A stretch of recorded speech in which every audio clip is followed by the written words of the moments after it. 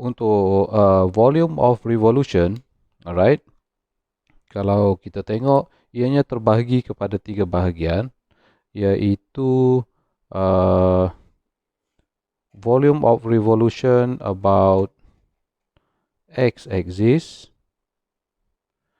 volume of revolution about y-axis, dan yang ketiga adalah volume of revolution between two curve.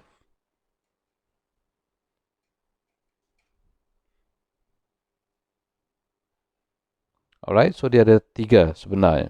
Okay, dalam ketiga-tiga volume of revolution ni, kalau kita tengok, kalau volume of revolution about x-axis, so maksudnya kita akan mencari volume berpandukan nilai yang diberikan pada x-axis. Kalau about y-axis, that means kita akan cari volume, okay, pada y-axis, berpandukan pada y-axis. Kalau between two curves, that means akan wujud dekat sini dua curves, alright, dan kita kena cari volume of revolution untuk dua curves yang berkenaan.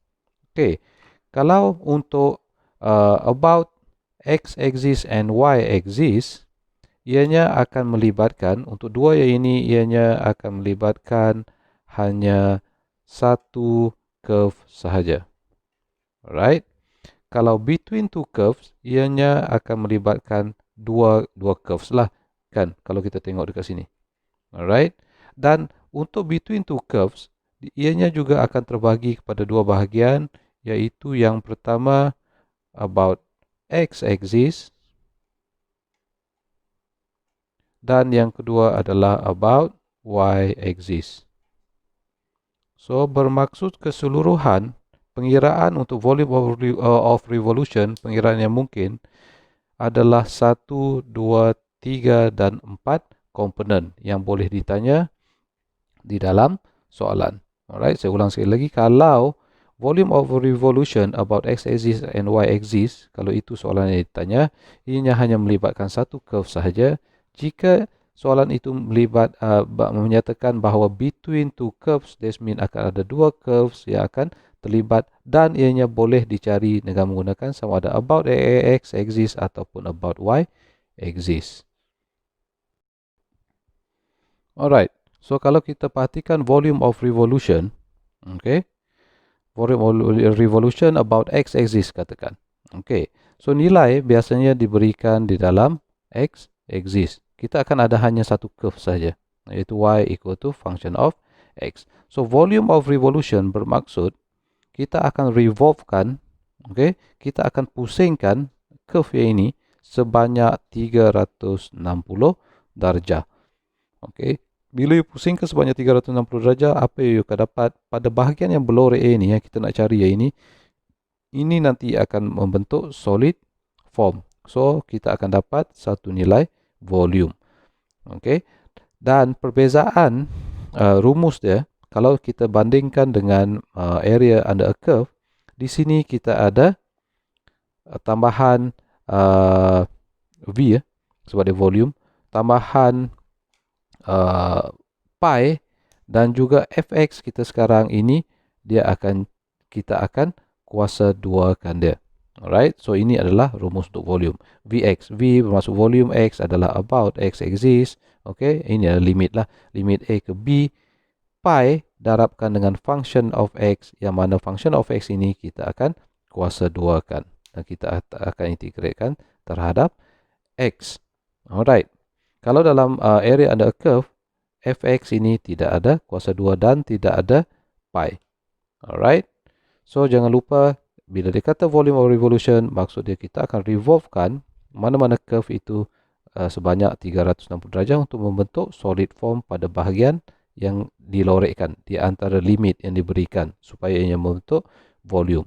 Alright. Dan ianya hanya menggunakan satu curve sahaja.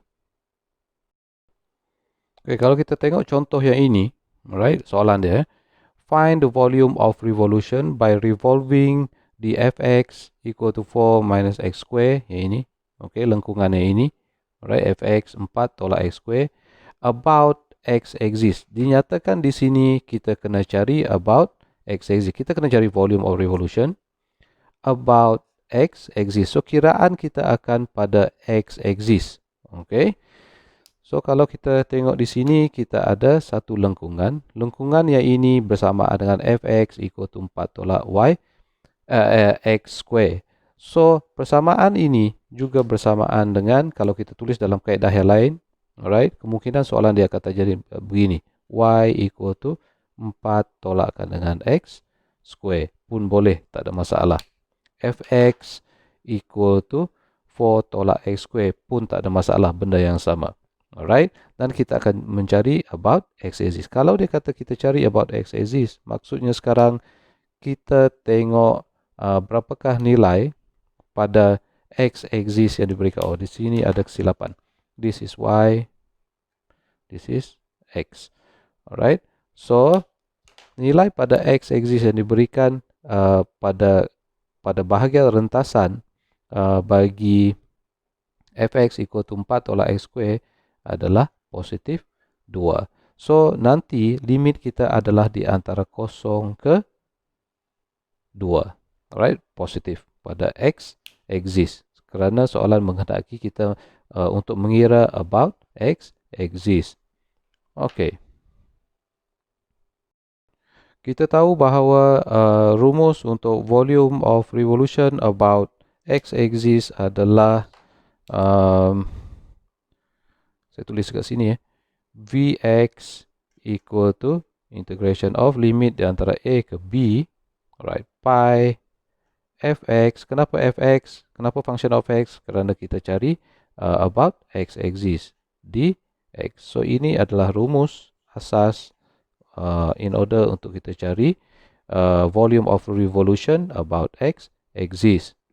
Okay, so Fx itu Y equal to function of X. Oh, ini juga boleh ditulis sebagai, ini juga sebenarnya adalah Y equal to function of X.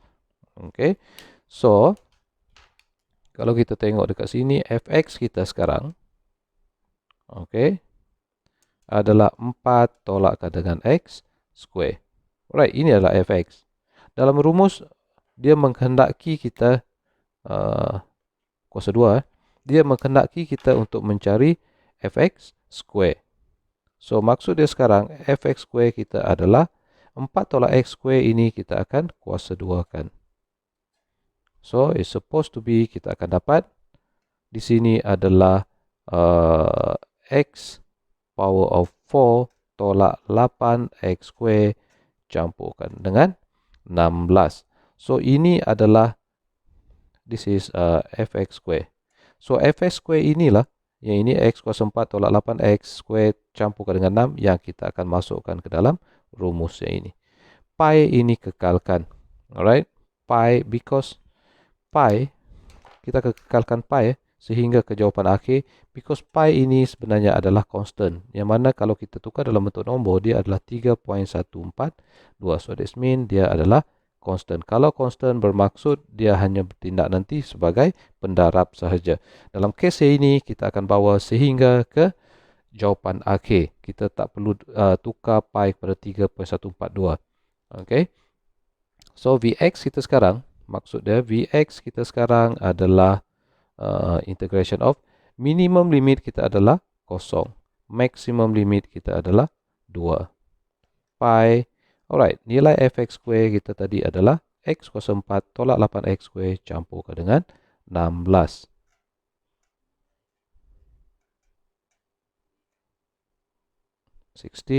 dx. Alright, kerana kita nak integratekan terhadap X. Alright, so kalau saya akan ambil constant, iaitu pi yang ini. This constant. Saya akan bawa dia keluar daripada integration process kerana nanti dia hanya bertindak sebagai pendarab saja. So, persamaan kita akan jadi begini. X kuasa 4 tolak 8X square campurkan dengan 16. So, ini sahaja yang kita nak integratekan. Okay. So, bila kita integratekan, hasil dia sepatutnya pi, alright, pi ini bertindak sebagai pendarab. Okay. X kuasa 5 per 5 tolak 8X kuasa 2 campur 1 is kuasa 3 over 3 campurkan dengan 16X. Yang mana limit kita adalah di antara 0 ke 2. So, apa yang perlu kita buat? Sekarang, just masukkan sahaja. Alright, ke dalam persamaan, 2 ni masukkan ke dalam X, 0 masukkan ke dalam X. Alright, maksud je sekarang, saya letak satu bracket. Okay. Masukkan kedua 2 dalam X, kuasa 5, over 5, tolak. Masukkan kedua dalam X, alright, maximum limit, over 3, campurkan dengan 16, 2. Okay. So, tolakkan dengan, masukkan 0 ke dalam X, jawapan dia 0. Masukkan 0 ke dalam X, jawapan dia 0. Masukkan 0 ke dalam X, jawapannya 0. Alright. So, you kena tolakkan, because kita nak tengok perbezaan di antara dua julat yang diberikan. So, bila kita kira, jawapan akhir is supposed to be 256 over 15 pi unit cube. Alright, so ini adalah nilai akhir bagi Vx kita, volume of revolution about X.